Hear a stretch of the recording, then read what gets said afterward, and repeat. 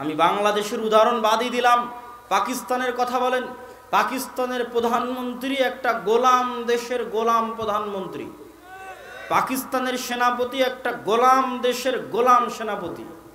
তাহলে এবার বাংলাদেশের কথাও বুঝে নেন, বাকি অন্য আর 10টা মুসলিম দেশের কথাও বুঝে নেন। গোলাম দেশ গোলাম প্রধানমন্ত্রী, গোলাম দেশ গোলাম সেনাপতি। কেন ভাই? সুদের কাছে গোলাম।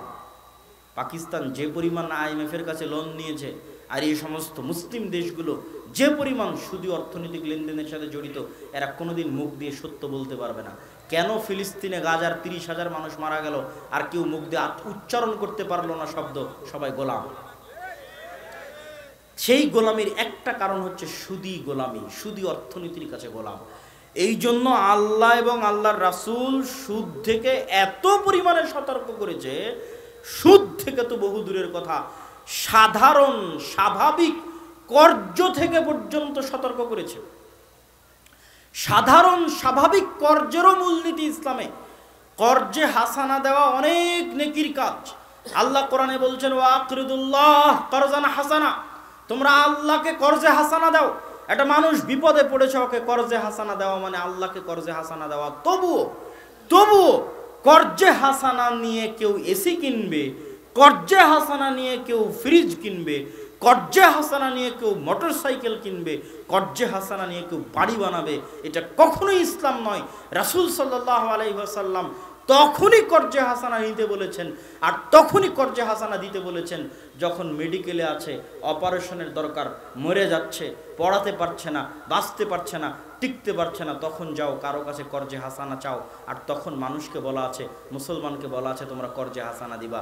সাধারণ কর্জনীয় মানুষ আরাম আর আয়েশের জিনিস কিনবে, এটা ইসলাম সমর্থন করে না। কর্জ মানুষকে গোলাম বানায়, মানুষের আত্মমর্যাদা বিক্রি করে দেয়, মাথা নত করে দেয়, অন্তর ছোট করে দেয়, মিথ্যা বলা শিখায়, ধোঁকা দেওয়া শিখায়। আপনি কি মিথ্যা বলেন না? লোন কিস্তি পরিশোধ করতে গিয়ে বলেন না? বলেন লোন কিস্তি পরিশোধ করতে গিয়ে মিথ্যা বলতে হবে। কর্জ, লোন, সুদ মানুষের মাথা নত করে, মানুষের আত্মমর্যাদা বিক্রি করে দেয়, আত্মসম্মান বিক্রি করে দেয়, মিথ্যা বলা শিখায়, ধোঁকা বলা শিখায়। এই জন্য আল্লাহর নবী বলেছে যে তোমরা কর্জে হাসানা নিও, আরাম আয়েশের জিনিস কিনবে না। বিপদে পড়ছো, বাঁচো না, তখন কর্জ নিতে গেছে, সেটা আলাদা। আর আমরা সুদে লোন নিয়ে, বিপদে পড়ে সুদে নিলাম তা না, সুদে লোন নিয়ে আরাম আয়েশের জন্য এসি কিনেছি, ফ্রিজ কিনেছি, বাড়ি কিনেছি। আমার কোনোদিন স্বাধীনভাবে মুখ খোলার সুযোগ থাকবে না। আমি গোলাম, আমার ছেলে গোলাম, আমার পরবর্তী প্রজন্ম গোলাম, আমার দেশ গোলাম, আমার দেশের দায়িত্বশীলেরাও গোলাম। সুদ মানুষকে গোলাম বানায়। সম্মানিত উপস্থিতি, তাহলে আমার পুরো বক্তব্যের সারমর্ম আপনাদের সামনে পেশ করে দিই। আজকে আপনাদেরকে গুরুত্বের সাথে মনে রাখতে হবে যে আল জামিআহ আস-সালাফিয়া এদেশের এক ব্যতিক্রম ধর্মী, ওইখানে একটা গুরুত্বপূর্ণ কথা ছুটে গেছে জামিয়া সালাফের কথা বলার আগেও, যে শুধু আমি আপনাদের বিষয়ে বললাম, মেম্বার এমপি মন্ত্রীর বিষয়ে বললাম, মাদ্রাসা মসজিদ আর আলেম ওলামা কি ছুটে যাবে? জি না। মাদ্রাসা মসজিদ আলেম ওলামাদের কাছে গেল, নামাজ, সালাত, হজ, জাকাত সবই পাবেন। কি পাবেন না ভাই? ন্যায় পরায়ণতা পাবেন না, সততা পাবেন না। এটা ইসলামী দলে যোগ দেন, এটা ইসলামী সংগঠনে যোগ দেন, যে বেশি চামচামি করতে পারবে ওই দলের নেতা অকি পদ দিয়ে বসে আছে। যান আপনি একটা মাদ্রাসায় যান, কমিটি অন্যায় পরায়ণ, মাদ্রাসার প্রিন্সিপালের কাছে যান, অন্যায় পরায়ণ। এদের কাছে দেশ দিলে কোনোদিন এরা দেশও চালাতে পারবে না। কিন্তু এরকম অন্যায় পরায়ণ গোলাম হলো কিভাবে? ভাই বানু ইসরায়েলেরা নবীর সন্তান, ওরা এরকম মিথ্যা, ধোঁকা, সটতা, মুনাফিকি শিখলো কিভাবে? ওই যে ইউসুফ আলাইহিস সালাম মরার পরে 300 বছর ফেরাউন এদেরকে জবাই করেছে, হত্যা করেছে। তো যখন জবাই করেছে, হত্যা করেছে, গোলামি করতে করতে বাঁচার জন্য মিথ্যা বলা শিখেছে, বাঁচার জন্য ধোঁকা দেওয়া শিখেছে, বাঁচার জন্য মুনাফিকি করা শিখেছে। এই জন্য আল্লাহ মুসা আলাইহিস সালামকে গোলামদের সাথে বড় করেনি, মুসা আলাইহিস সালামকে নিয়ে গেছে ফেরাউনের বাড়িতে, স্বাধীন হয়ে বড় হও, আত্মমর্যাদা, আত্মসম্মান নিয়ে বড় হও। মুসা আলাইহিস সালাম আত্মমর্যাদা, আত্মসম্মান, স্বাধীন নিয়ে বড় হয়েছে। এই জন্য সৎ, আমানতদার, সত্য বলা জানে। আমরা 300 বছর ব্রিটিশদের গোলামি করেছি, তো গোলামি করতে করতে মিথ্যা বলা শিখেছি, মিথ্যা না বললে টাকা ইনকাম হয় না, মিথ্যা না বললে চাকরি হয় না। গোলামি করতে করতে মিথ্যা, ধোকা, মুনাফিকি শিখেছি। আফগানিস্তানের লোকেরা না ব্রিটিশদের গোলামি করেছে, না রাশিয়ার গোলামি করেছে, না আমেরিকার গোলামি করেছে, কোনো দেশেরই গোলামি যখন করেনি, মিথ্যা বলাও জানে না, ধোকা দেওয়াও জানে না। আপনি একটা আফগানের পাঠানকে ওয়াদা দেন যে কাল বিকেলে ওর বাড়িতে যাবেন, আর যদি বিকেলবেলা ওর বাড়িতে মজাক করে যদি বলেন আজ আগামীকাল বিকেলে আপনার বাড়িতে যাব, আর যদি না যান গুলি করে উড়িয়ে দিবে আপনাকে। কেন? ওরা কোনোদিন কারো গোলামি করেনি, ওরা কৌশল করে কথা বলাও জানে না। এটাই হচ্ছে ইসলাম, সততা, ন্যায়পরায়ণতা। ফিরে আসলেই বিজয় ফিরে আসবে। কিন্তু ব্রিটিশদের 300 বছরের গোলামি আমাদের শেষ করে দিয়েছে। আমি ইউরোপ সফর করে দেখেছি, ইতালিতে গিয়ে, ফ্রান্সে গিয়ে, স্পেনে গিয়ে, যে ওই সমস্ত দেশের মুসলমানদের উপর ইতালি, ফ্রান্স, ইউরোপিয়ান দেশের যে জুলম, আমাদের উপর ব্রিটিশদের জুলুমের চাইতে বেশি। এই জন্য ওই দেশের মুসলমানেরা আরো ধোকাবাজ, আরো মিথ্যুক, আরো চোর। ওরা এমনি এমনি চোর হয়নি ভাই। ফ্রান্স আর ইতালি মিলে এমন জুলুম করেছে, মিথ্যা বলতে বাধ্য করেছে, এমন জুলুম করেছে, দুর্নীতি করতে বাধ্য করেছে, এমন জুলুম করেছে, চুরি করতে বাধ্য করেছে। তো ওরা আমাদের চাইতে বেশি খারাপ হয়ে গেছে। আমরা মুসলমানেরা 300 বছরের গোলামিতে আমাদের রক্তের মধ্যে মিথ্যা, ধোকা, অন্যায়পরায়ণতা মিশে গেছে। অতএব আমরা যদি গোলামি থেকে বাঁচতে চাই, ন্যায়পরায়ণ হতে হবে, সৎ হতে হবে, আমানতদার হতে হবে, শিক্ষিত হতে হবে। তো ওই দিন আজ থেকে 5000 বছর আগে ফিরআউন বানু ইসরাইলের ছেলে সন্তানদের জবাই করত। তাহলে বানু ইসরাইলের চোখের সামনে ওর ছেলে সন্তানকে জবাই করছে, কিন্তু মুখ দিয়ে কিছু বলতে পারবে না, হাত দিয়ে বাধা দিতে পারবে না। তাহলে কত বড় গোলাম, কত বড় কৃতদাস, যার চোখের সামনে ওর গোটা বংশের, পুরো বানু ইসরাইলের হাজার হাজার, যে বাড়ি থেকে সংবাদ আসবে এই বাড়িতে ছেলে সন্তান জন্ম নিয়েছে, ওই বাড়িতে পুলিশ গিয়ে, ফেরাউনের বাহিনী গিয়ে ওই ছেলে সন্তানকে ইনস্ট্যান্ট জবাই করে দিবে। বাপ মা বাধাও দিতে পারবে না, কিছু করতেও পারবে না। একই গোলামের চিত্র। ওই 5000 বছর আগে বানু ইসরাইল ফেরাউনের যেই রকম গোলাম ছিল, আজ 5000 বছর আগে মুসলমানেরা আজকের যুগের ফেরাউনের ওই রকমই গোলাম। ওই 5000 বছর আগে যেমন বানু ইসরাইলদেরকে ফেরাউনের বাহিনী নিজে হাতে জবাই করত, হাজারে হাজারে, লক্ষে লক্ষে, কিন্তু বানু ইসরাইলের কিছু করার ক্ষমতা ছিল না। আজ 5000 বছর পরে আজকের যুগের ফেরাউনেরা আজকের যুগের মুসলমানদের সন্তানদের ওইভাবেই হত্যা করতেছে, হাজারে হাজার, লক্ষে লক্ষে, কিন্তু মুসলমানদের কিছু বলার ও করার ক্ষমতা নাই। তাহলে ওই গোলামি আর এই গোলামি সমান সমান। অতএব আমরা যদি আজকে যে অবস্থায় আছি, এই অবস্থা থেকে উত্তরণ পেতে চাই, তাহলে আপনাকে এবং আমাকে বুঝতে হবে বানু ইসরাইলদের সমস্যা কি ছিল, বানু ইসরাইলের সমস্যার সমাধান কি, আমাদের সমস্যা কি, আমাদের সমাধান কি। চলেন আগে বানু ইসরাইলের একটু অতীত ইতিহাস দেখে আসি। বানু ইসরাইলেরা হচ্ছে নবীদের সন্তান। কোন নবী? ইব্রাহিম আলাইহিস সালাতু ওয়াস সালামের 2 স্ত্রী সারা এবং হাজেরা। সারার সন্তান হচ্ছে ইসহাক, আর হাজেরার সন্তান হচ্ছে ইসমাইল। ইসহাকের সন্তান হচ্ছে ইয়াকুব, ইয়াকুবের সন্তান হচ্ছে ইউসুফ। ইউসুফ আলাইহিস সালাতু ওয়াস সালামের আব্বার নাম ইয়াকুব আলাইহিস সালাতু ওয়াস সালাম। ইয়াকুব আলাইহিস সালাতু ওয়াস সালামের পিতার নাম ইসহাক আলাইহিস সালাতু ওয়াস সালাম। ইসহাক আলাইহিস সালাতু ওয়াস সালামের পিতার নাম ইব্রাহিম আলাইহিস সালাতু ওয়াস সালাম। তাহলে ইউসুফ ইবনে ইয়াকুব ইবনে ইসহাক ইবনে ইব্রাহিম, পরপর 4 জন নবী। এই ইউসুফ আলাইহিস সালাতু ওয়াস সালামের 11 ভাই, তথা ইউসুফ আর তার 11 ভাই মিলে মোট 12 জন। এনারা 12 জনই ইয়াকুব আলাইহিস সালামের ছেলে। এই 12 ছেলেকে এবং তাদের পরবর্তী বংশধরকে বলা হয় বানু ইসরাইল। ইসরাইল হচ্ছে ইয়াকুব আলাইহিস সালামের আরেকটা সেকেন্ড নাম। ইয়াকুব আলাইহিস সালামের সেকেন্ড নাম হচ্ছে ইসরাইল। বানু মানে সন্তান, বংশ। এই বংশটা বসবাস করত ফিলিস্তিনে। আজকের যে ফিলিস্তিন, আজকের যে মসজিদে আকসা, আজকের যে জেরুজালেম, এখানেই বসবাস করত বানু ইসরাইল তথা ইব্রাহিম আলাইহিস সালামের প্রথম স্ত্রী সারার সন্তান ইসহাক এবং তাদের পরবর্তী বংশধরেরা। তারা এই জেরুজালেমে আসলো কিভাবে? ইব্রাহিম আলাইহিস সালাতু ওয়াস সালামের বাপের বাড়ি ছিল ইরাক। ইরাকের বাগদাদ নগরীকে ওই সময়ে বলা হতো আরবিতে বাবেল। কোরআন মাজিদে এসেছে বিবাবেলা হারুত ওয়া মারুত। বাবেল নগরীতে হারুত ও মারুত নামক ফেরেশতা অবতীর্ণ হয়েছিল। ওই বাবেল নগরীকে ইংরেজিতে বলা হতো ব্যাবিলন, আজও বলা হয় ব্যাবিলন। ওটি বাগদাদ থেকে অনতি দূরে। ওখানে বাপের বাড়ি ইব্রাহিম আলাইহিসসালামের। বাপ যখন ইব্রাহিম আলাইহিসসালামকে বাড়ি থেকে বের করে দিয়েছে, তখন ইব্রাহিম আলাইহিসসালাম ইরাক থেকে বের হয়ে ফিলিস্তিনে আশ্রয় নিয়েছেন। তো ফিলিস্তিন হচ্ছে আজকে নাম ফিলিস্তিন, ওই দিন এর নাম ফিলিস্তিন ছিল না। ওই দিন নাম কি ছিল?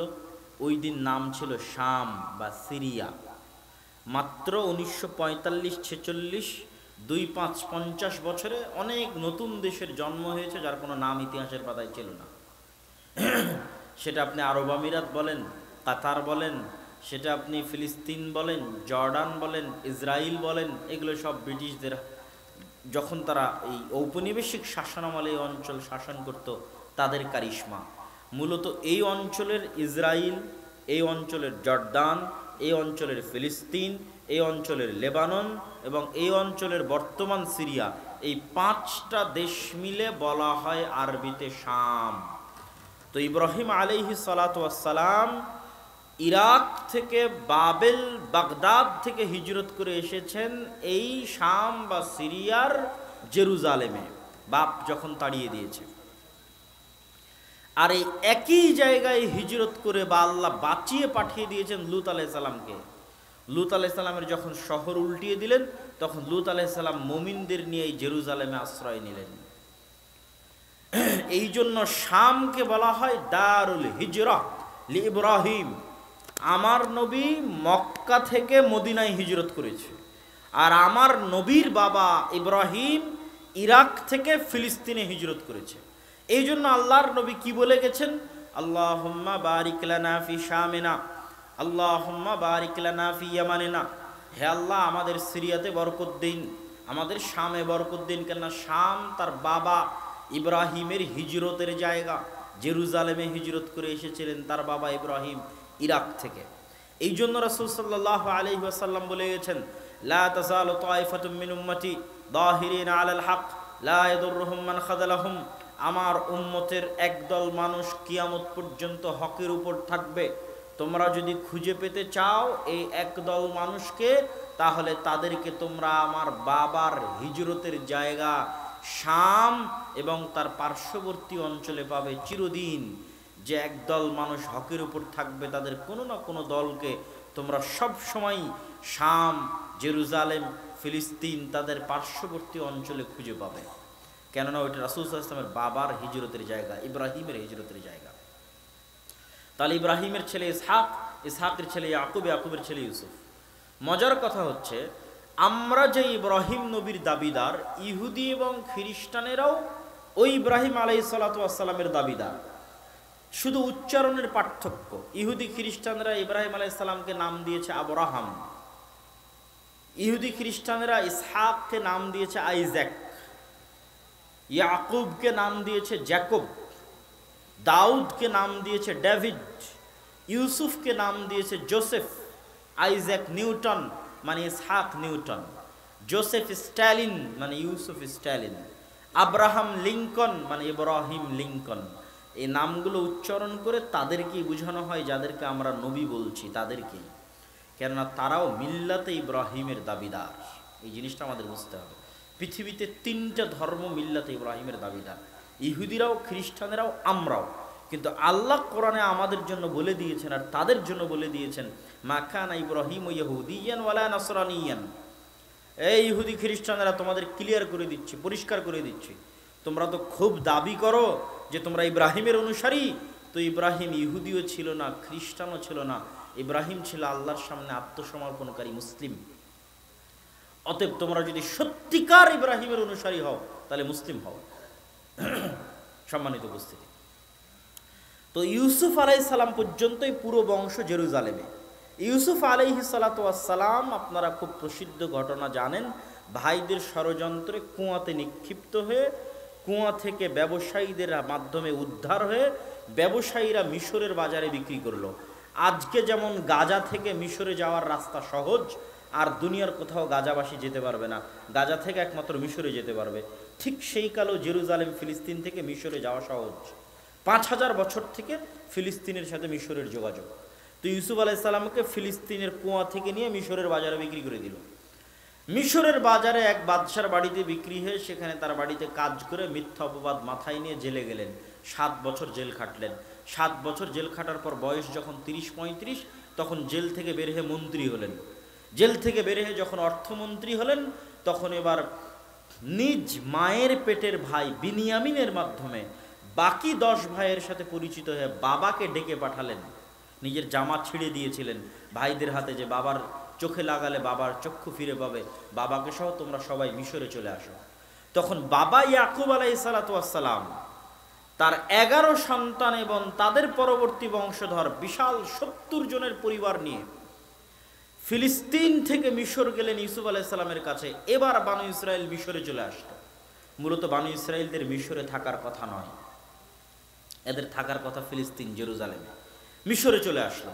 ইউসুফ আলাইহিসসালামের মৃত্যুর পর ক্ষমতার পালা বদল হলে আগের সরকারের সাথে যার জোট ছিল, বানু ইসরাইলের জোট ছিল, তো ফেরাউন ক্ষমতা নেওয়ার পর আগের সরকারের জোট সঙ্গী বানু ইসরাইলের উপর অত্যাচার শুরু করলো এই মর্মে যে সকল ধর্মগুরু ফেরাউনকে বলেছিল যে তোমার ক্ষমতা ধ্বংস হয়ে যাবে এই বানু ইসরাইলেরা যদি টিকে থাকে। এই অত্যাচার, এই নির্মম নির্যাতন চলল 300 বছর। ইউসুফ আলাইহিস সালাতু ওয়াস সালাম মারা গেলেন। ইউসুফ আলাইহিস সালাতু ওয়াস সালামের মারা যাওয়ার পর 300 বছর যাবৎ চলল ফেরাউনের জুলুম। 300 বছর পর নতুন একজন নবী আসলেন বানু ইসরাইলের মধ্যে, তার নাম মুসা। মুসা আলাইহিস সালাতু ওয়াস সালাম বানু ইসরাইলের মধ্যে মিশরে আসলেন। মুসা আলাইহিস সালামের ঘটনা আমাদের প্রয়োজন নাই, আমাদের টার্গেট জাস্ট বানু ইসরাইলদের উত্থান থেকে পতন দেখা, মুসলমানদের উত্থান থেকে পতন দেখার জন্য। মুসা আলাইহিস সালাতু ওয়াস সালাম বানু ইসরাইলদের নিয়ে ফেরাউনের কাছে যা হলো হলো। দীর্ঘদিন পর উনি বানু ইসরাইলদের নিয়ে এবার ফেরত যাচ্ছেন বা পালিয়ে যাচ্ছেন, যেটাই বলেন। কোথায় ফেরত যাচ্ছেন? ওনার বাপ দাদার আদি ভিটা জেরুজালেম ফিলিস্তিনে। কেন? মুসার 300 বছর আগে ইউসুফ এবং তার বাবা ইয়াকুব জেরুজালেম থেকে মিশরে এসেছিলেন। এই জন্য ইসরাইলি রিওয়ায়েতে লেখা আছে, সত্য মিথ্যা জানি না, ইসরাইলি রিওয়ায়েতে আছে, সত্য মিথ্যা আল্লাহ ভালো জানে, যে ইউসুফ আলাইহিস সালাম মারা যাওয়ার সময় ওসিয়ত করেছিলেন যে তোমরা আমার লাশ মমি করে রাখবে, কোনোদিন যদি তোমাদের জেরুজালেমে ফেরত যাওয়ার সুযোগ হয় আমার লাশ নিয়ে গিয়ে জেরুজালেমে দাফন করবে। তো ইসরাইলি রিওয়ায়েতে আছে যে 300 বছর পর মুসা আলাইহিস সালাম যখন বানু ইসরাইলদের নিয়ে ফেরত যাচ্ছেন ওই ফিলিস্তিনে, ওই জেরুজালেমে, তখন তারা ইউসুফ আলাইহিস সালামের লাশটাও সাথে নিয়েছিলেন। বাকি আল্লাহ সুবহানাহু ওয়া তাআলা ভালো জানেন। তো সামনে যখন সমুদ্র পড়ল, আল্লাহ 12টা রাস্তা তৈরি করে দিলেন। 12টা কেন? ইয়াকুব আলাইহিস সালামের 12 সন্তান, ইউসুফ আলাইহিস সালাম আর তার 11 ভাই, তাদের বংশের মর্যাদার জন্য 12টা রাস্তা তৈরি হয়ে গেল। ফেরাউন ডুবে মরে গেল। আপনি এখনো ম্যাপে গেলে দেখবেন যে সমুদ্র পার হওয়ার পর মরুভূমি, ফিলিস্তিন পৌঁছা পর্যন্ত, জেরুজালেম পৌঁছা পর্যন্ত সৌদি আরব, মিশর, সিরিয়া, জর্ডান, ইসরায়েল, ফিলিস্তিন, এই কয়টা দেশের মধ্যে ছড়িয়ে আছে বিস্তীর্ণ মরুভূমি, তার নাম সিনাই মরুভূমি। 3-4টা বাংলাদেশের সমান হবে এত বড় মরুভূমি, সিনাই মরুভূমি। তো মুসা আলাইহিস সালাম বানু ইসরাইলদের নিয়ে সমুদ্র পার হয়ে মরুভূমিতে পড়ে গেলেন। আর যেই দেশে ঢুকবেন এই 300 বছরে তো ওই দেশে অন্যরা এসে বসবাস করছে। কেননা জেরুজালেম তো ওনারা 300-400 বছর আগে ছেড়েছে ইয়াকুব আলাইহিস সালাম তার 70 জনের পরিবার নিয়ে। তো আজ কেমনে তারা ওই জেরুজালেমে ঢুকবে? তো আগে মরুভূমিতে বসবাস। মরুভূমিতে যখন বসবাস, তো মরুভূমিতে পানির ব্যবস্থা নাই, আর পাশের সমুদ্রের লবণাক্ত পানি খাওয়া যায় না। আর এই মরুভূমিতেই হচ্ছে তুর পাহাড়, যেই তুর পাহাড়ে আল্লাহ মুসা আলাইহিস সালামের সাথে কথা বলেছেন, এই সিনাই মরুভূমিতেই। মিশর থেকে লোহিত সাগর পার হয়ে এই মরুভূমিতেই তুর পাহাড়। তো পানির নাই ব্যবস্থা। এবার আল্লাহ কোরআনে বলছেন, কোরআনের মধ্যে বানু ইসরাইলের ঘটনা যত বিস্তারিত আছে আর কোথাও নাই। আল্লাহ কোরআন মাজিদে বলছেন, ওয়াইদ ইসতাসকা মূসা লিকাওমিহি ফাকুল নাদরিব বিআসাকাল হাজার ফানফাজারাত মিনহু ইসনাতা আশারাতা আইনা ক্বাদ আলিমা কুল্লু উনাসিম মাশরাবাহুম। যখন মুসার কওম বানু ইসরাইল মুসাকে বলল, এ মুসা, কোথায় নিয়ে আসলে? মরুভূমির মধ্যে পানির ব্যবস্থা নাই, তোমার আল্লাহকে বলো পানির ব্যবস্থা করে দিতে। আমি মুসাকে বললাম, তোমার হাতের লাঠি দিয়ে পাথরে আঘাত করো। মুসা লাঠি দিয়ে পাথরে আঘাত করলো, পাথর থেকে 12টা ঝর্ণা বের হলো। বলেন আল্লাহু আকবার। 12টা কেন? আল্লাহ কোরআনে বলছেন 12টা। 12টা কেন? ওই যে ইয়াকুব আলাইহিস সালাতু ওয়াস সালামের 12 সন্তানের সম্মানে 12টা ঝর্ণা। তো মরুভূমিতে খাবারের ব্যবস্থা নাই, রাস্তা পার সমুদ্র পার হওয়ার সময় যা খাবার নিয়ে আসছিল শেষ হয়ে গেছে, খাবার কোত্থেকে আসবে? আল্লাহ বললেন, ঠিক আছে, টেনশন নাই, আমি জান্নাত থেকে খাবার পাঠাচ্ছি, মান্না এবং সালোয়া। মুফাসসিরিনে কেরাম লিখছেন, মান্না সালোয়া কি?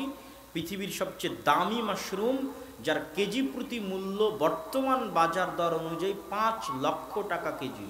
1 কেজি মাশরুমের দাম, পৃথিবীর সবচেয়ে দামি এবং উন্নত মাশরুম। আর কোয়েল পাখিও জাতি, এক প্রকার পাখি যারা আকাশ থেকে উড়ে আসতো, জান্নাত থেকে উড়ে আসতো, গাছে বসতো, সকালবেলা ধরে জবাই করে ওই মাশরুমের সাথে মুফাসসিরিন একরাম লিখছেন গাছে ঝুলন্ত আকারে থাকতো, অথবা তাদের বাড়ির চালে বরফের বৃষ্টির মতো মাশরুম পড়ে থাকতো। এই মান্না এবং সালোয়া আল্লাহ তাদের খাবারের ব্যবস্থা করে দিলেন। এই যে তাদের উপর আল্লাহ পর পর কতগুলো দয়া করলেন। এক, আল্লাহ তাদেরকে ফেরাউনের কবল থেকে বাঁচিয়ে দিলেন, ফেরাউনকে ডুবিয়ে দিলেন। সমুদ্রের মধ্যে রাস্তা তৈরি করে দিলেন, তাদের জন্য মরুভূমিতে পানির ব্যবস্থা করে দিলেন, মরুভূমিতে জান্নাত থেকে খাবারের ব্যবস্থা করে দিলেন। এবার এই বানু ইসরাইলের পাল্টা উত্তর ব্যবহার দেখেন আল্লাহর সাথে। আল্লাহ করলেন এগুলো, এবার বানু ইসরাইলের ব্যবহার আল্লাহর সাথে, যা আল্লাহ নিজে কোরআনে বলছেন। কি ব্যবহার? ওয়াইদ ওয়া'আদনা মুসা 40 লাইলা, মুসা আলাইহিস সালাতু ওয়াস সালামকে আল্লাহ ডেকে পাঠালেন তার ইবাদতের জন্য তুর পাহাড়ে 40 রাত, 40 দিন। মুসা আলাইহিস সালাম যেই 40 দিন তুর পাহাড়ে আল্লাহর ইবাদত করেছেন, ওই 40 দিনের শেষ 10 দিন যুলহজ মাসের প্রথম 10 দিন। যুলহজ মাসের প্রথম 10 দিনে কি হয়? আরাফার সিয়াম, হজ, কুরবানি।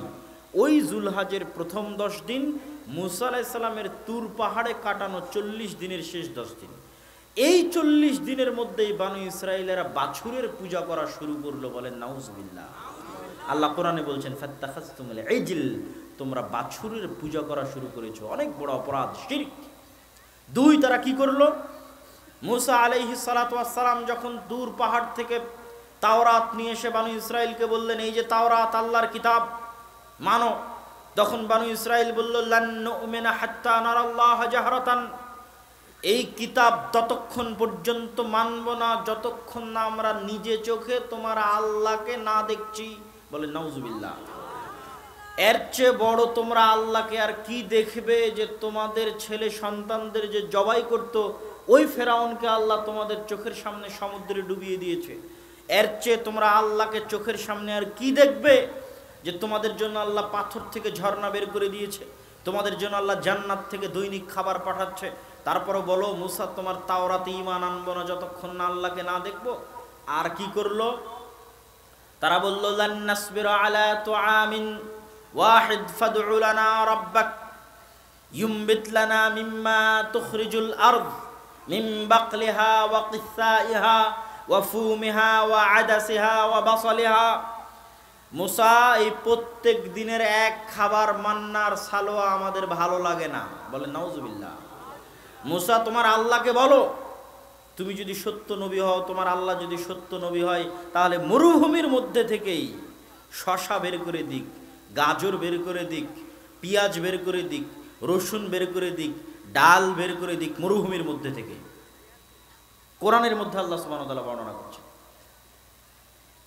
তখন আল্লাহ সুবহানাহু ওয়া তাআলা তাদেরকে আদেশ দিলেন, ঠিক আছে, যখন তোমাদের চাল ডাল পেঁয়াজ রসুনের দরকার, এই মরুভূমি পার হলে যেই ভূমি তোমাদের বাপদাদাদের ভূমি, আল আরদুল মুকাদ্দাসাহ আল্লাতী কাতাবাল্লাহু লাকুম, যেই পবিত্র ভূমি আল্লাহ তোমাদের জন্য লিখে রেখেছেন, ওই যে পবিত্র ভূমি দেখা যায়, যুদ্ধ করে বিজয় করো। ওই পবিত্র ভূমিতে এখন আমালেকা গোত্র বসবাস করছে, এখান থেকে যুদ্ধ করে গিয়ে বিজয় করো। যখন যুদ্ধের আদেশ হলো, তখন বানু ইসরাইল উত্তরে বলছে, ইযহাব আনতা ওয়া রাব্বুকা ফাকাতিলা, মুসা তুমি আর তোমার আল্লাহ গিয়ে যুদ্ধ করো, আমরা এখানে বসে থাকলাম, যুদ্ধ যেই দিন শেষ হবে সেই দিন আমাদের ডাকিও। বলেন নাউজুবিল্লাহ। কি ব্যবহার এই কওমের! এদের ব্যবহার দেখে মুসা আলাইহিস সালাম হতাশ হয়ে গেলেন। বলেন আল্লাহ, আমি আমার আর আমার ভাইয়ের দায়িত্ব ছাড়া এদের দায়িত্ব নিতে পারবো না। তখন আল্লাহ তাদের উপর আযাব নাজিল করলেন 40 বছরের। ইয়াতিহুনা ফিল আরদি 40 সানা, যে সিনাই মরুভূমির মধ্যে তোমরা 40 বছর পাগলের মতো ঘুরতে থাকবে। এই ঘুরতে ঘুরতেই মুসা আলাইহিস সালাম মারা গেলেন। নতুন নবী হলেন ইউশা বিন নুন। ইউশা বিন নুন 40 বছর পর বানু ইসরাইলকে বলছে, যা ভুল হওয়ার হয়েছে চলো তওবা ইস্তেগফার করে যুদ্ধ করি। ঠিক আছে, তওবা ইস্তেগফার করে যুদ্ধ করতে গেল। আমালেকা গোত্রের বিরুদ্ধে যুদ্ধ করে জেরুজালেম দখল করবে। যুদ্ধ করতে করতে শুক্রবারের দিন বিকেলবেলা, শুক্রবার দোয়া কবুল হয় দুইটার সময়, এক যখন থেকে নিয়ে আজান থেকে নিয়ে কামতের মধ্যবর্তী, আর এক আসরের সময়। সূর্য ডুবে গেলেই শনিবার, শনিবার ইহুদি ধর্ম অনুযায়ী যুদ্ধ। ফলত ইউশা বিন নুন আল্লাহর কাছে দোয়া করলেন, আল্লাহ আজকে যদি আপনি সূর্যকে থামিয়ে দেন তাহলে আমরা যুদ্ধ সম্পূর্ণ করে জেরুজালেম বিজয় করতে পারবো। আল্লাহ আজকের জন্য আপনি সূর্য থামিয়ে দেন, না হলে সূর্য ডুবে গেলে যুদ্ধ বন্ধ হয়ে যাবে, আবার রবিবারের আগে যুদ্ধ শুরু করতে পারবো না, সেই রবিবারে জেরুজালেম বিজয় করতে পারবো কিনা জানি না। রাসূল সাল্লাল্লাহু আলাইহি ওয়াসাল্লাম বলছেন, সহিহ হাদিস এবং বুখারীতেও এসেছে যে পৃথিবীতে মাত্র একজনের জন্য আল্লাহ সূর্য থামিয়ে দিয়েছিলেন, সেটা ইউশা বিন নুনের জেরুজালেম বিজয় করতে দেওয়ার জন্য। কোন কোন মুহাদ্দিসের কথা অনুযায়ী কয়েক ঘন্টা, কোন কোন মুহাদ্দিসের কথা অনুযায়ী কয়েক দিন সূর্য যেখানে ওখানে স্থির দাঁড়িয়েছিল। বলেন আল্লাহু আকবার। জেরুজালেম বিজয় হয়ে গেল। এতগুলো অপরাধ করার পর এই বানু ইসরাইলকে আল্লাহ জেরুজালেম বিজয় করতে দিলেন, কিন্তু ওদেরকে ছোট্ট একটা আদেশ দিলেন। আল্লাহ কোরআনে বলছেন যে ঠিক আছে, এত অপরাধ করার পর যখন জেরুজালেমে ঢুকছো একটা কাজ করবা, মাথাটা রাখবা নত, আর মুখে আল্লাহর জিকির থাকবে এইভাবে যে হিত্তাতুন। হিব্রু হিত্তাতুনের আরবি হচ্ছে আস্তাগফিরুল্লাহ। মাথা নত করে জেরুজালেমে ঢুকবা আর মুখে বলবা আস্তাগফিরুল্লাহ আস্তাগফিরুল্লাহ আল্লাযী লা ইলাহা ইল্লা হুয়াল হাইয়ুল কাইয়্যুম ওয়া আতুবু ইলাইহি আস্তাগফিরুল্লাহ আস্তাগফিরুল্লাহ। যেহেতু আগে অনেক অপরাধ করেছো, আস্তাগফিরুল্লাহ বলবা আর শহরে প্রবেশ করবা। এবার আল্লাহ নিজেই কোরআনে বলছে, জানো বানু ইসরাইল কি করেছিল? আমার এই আদেশের বিরোধিতা করতে গিয়ে মাথা এরকম উঁচু করে পিছনটা আগে দিয়ে আর মুখে হিত্তাতুনের পরিবর্তে হিনতাতুন, গমের দানা গমের দানা গমের দানা, আস্তাগফিরুল্লাহ বলবো না, গমের দানা গমের দানা গমের দানা বলতে বলতে মাথা উঁচু করে পিছন আগে দিয়ে জেরুজালেমে প্রবেশ করেছে। বলেন নাউজুবিল্লাহ। এই বানু ইসরাইলের আর একটা ঘটনা বলে এই পর্ব শেষ, তাহলে আপনি বুঝবেন আমাদের সাথে ওদের মিল কি। দাউদ আলাইহিস সালাতু ওয়াস সালামের যুগে তিনি জাবুর তেলাওয়াত করতেন, সেই যুগের কোরআন জাবুর। তো মাছেরা তার তেলাওয়াত শোনার জন্য নদীর ধারে জমা হয়ে যেত শনিবারের দিন। আল্লাহ বললেন শনিবারের দিন তোমরা মাছ ধরবে না, কেননা এই মাছগুলো আমার বাণী, আমার কোরআন, আমার জাবুর শোনার জন্য আসে। বানু ইসরায়েলরা কি করলো? শনিবারের দিন যে মাছগুলো তেলাওয়াত শুনতে এসেছে ওগুলোকে বেড়া দিয়ে বানা দিয়ে ঘিরে রেখে দিল, ধরলো না, যে মাছগুলো আটকা থেকে গেল। শনিবার পার হয়ে যখন রবিবার হলো তখন ওই মাছগুলোই যেগুলো জাবুর শুনতে এসেছিল, কোরআন শুনতে এসেছিল, ওই মাছগুলোকে যে আটকে রেখেছিল এরা বেড়া দিয়ে বানা দিয়ে, রবিবারের দিন ওই মাছগুলোকে ধরে নিল। বলেন নাউজুবিল্লাহ। আল্লাহর আদেশের সাথে কত বড় মুনাফিকি, কত বড় ধোঁকাবাজি। আল্লাহ বললেন ঠিক আছে, এদের একদলকে আমি বানর বানিয়ে দিলাম। এখানেই বিজ্ঞানীরা ভুল করেছে। বিজ্ঞানীরা দেখেছে যে মানুষের ডিএনএর সাথে বানরের ডিএনএ সবচেয়ে বেশি মিলে। তার মানে মনে হয় মানুষ আগে বানর ছিল, আস্তে আস্তে মানুষ হয়েছে। কিন্তু ইসলাম বলছে সম্পূর্ণ উল্টাটা। ইসলাম কি বলছে? যে বানরের ডিএনএর সাথে মানুষের ডিএনএ মিলে মানে আল্লাহ যদি কোনোদিন কোনো মানুষকে দ্বিতীয় কোনো প্রাণীতে পরিণত করতে চায় তো মানুষকে আল্লাহ মুরগি বানাবে না, গরু বানাবে না, মহিষ বানাবে না, কেন ওগুলোর সাথে মানুষের ডিএনএ মিলে না। মানুষকে যদি আল্লাহ মনে করে এক রাতে দ্বিতীয় কোনো প্রাণীতে পরিণত করবে, তাহলে শরীরের মধ্যে সামান্য পরিবর্তন করে দিলেই সকালবেলা মানুষ উঠে দেখবে সে বানর হয়ে গেছে। বলেন নাউজুবিল্লাহ। এটা অস্বাভাবিক কিছু নয়। বানু ইসরায়েলের মধ্যে আল্লাহ ঘটিয়েছেন, আমাদের মধ্যেও ঘটাতে পারেন এবং ঘটাবেন। এটা হাদিসে এসেছে, বানু ইসরায়েলের সাথে যা হয়েছে এই উম্মতের সাথেও তাই হয়। এবার আসেন আলোচনার সারমর্ম। তাহলে এই গেল নবীর সন্তানদের অবস্থা। কোথায় ছিল ইব্রাহিম আলাইহিস সালাম, কোথায় ইসহাক, কোথায় ইয়াকুব, আর কোথায় ইউসুফ? আর কোথায় 300 বছর পর তাদেরই সন্তানেরা বলছে আল্লাহকে না দেখলে আল্লাহকে মানবো না, বলছে তুমি আর তোমার আল্লাহ গিয়ে যুদ্ধ করো, বাছুরের পূজা করছে। আল্লাহ যখন শহরে ঢুকতে বলছে জিকির পাল্টিয়ে দিচ্ছে, যখন মাছ ধরতে নিষেধ করছে ধোকাবাজি দিয়ে মাছ ধরছে। তাদেরই সন্তান, ব্লাডলি কানেক্টেড, রক্ত সম্পর্কিত সন্তান।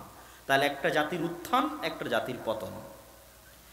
ওই জাতির সাথে বানু ইসরাইলের সাথে আমরা যে মিলব, আমরা যে এই যুগের বানু ইসরাইল, আজ 5000 বছর পর আমরা মুসলিম উম্মাহ, আমরা যে এই যুগের বানু ইসরাইল, এই কথা আমি বানিয়ে বলছি না।